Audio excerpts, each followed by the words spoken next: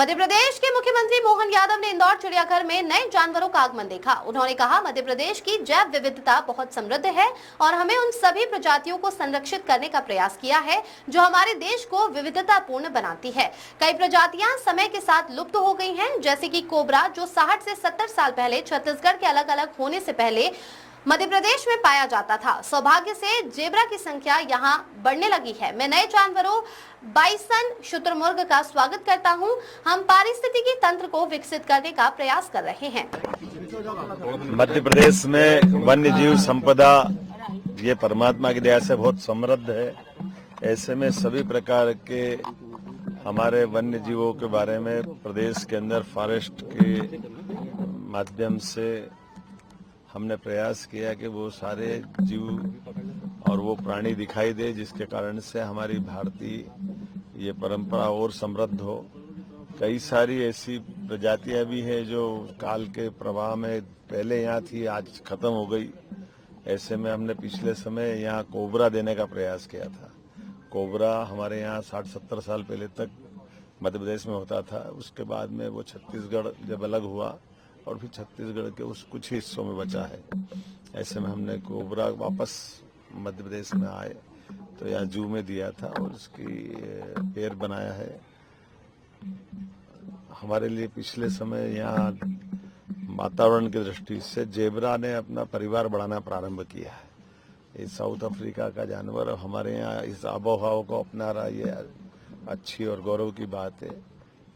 बीते समय यहाँ से लायन का जोड़ा हमने दिया और बदले में बाइसन अर्थात जंगली भैंसा के 2 जोड़े और शुतुरमुर्ग के 2 जोड़े लाए हैं। शुतुरमुर्ग ये पक्षी भले ही है लेकिन उड़ने वाला पक्षी नहीं है, लेकिन ये हमारे लिए अपने इस प्रदेश का गौरव बढ़ाने के लिए ऐसे लगातार प्रयास कर रहे हैं जिनके माध्यम से हमारे वन्य संपदा से वापस हम अपने उस दौर में आए और लोगों की जानने समझने की, जिनको ज्ञान अर्जन करना है, उन नज़दीक से देखने की, परस्पर आत्मीयता को डेवलप करने के लिए प्रयास कर रहे हैं।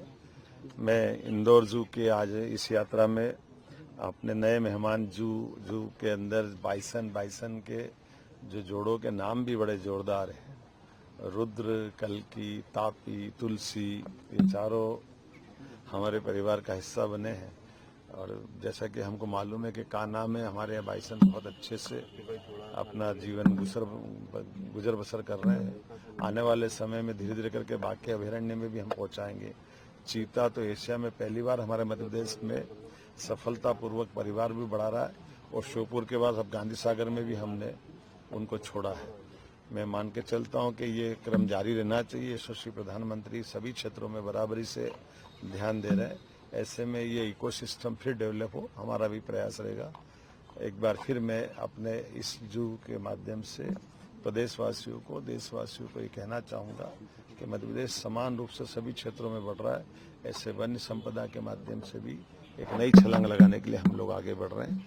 आइए अपने नज़दीक से परमात्मा की इन कृतियों को भी देखें और सह अस्तित्व की भावनाओं को भी प्रोत्साहन दें। मेरी अपनी ओर से बधाई।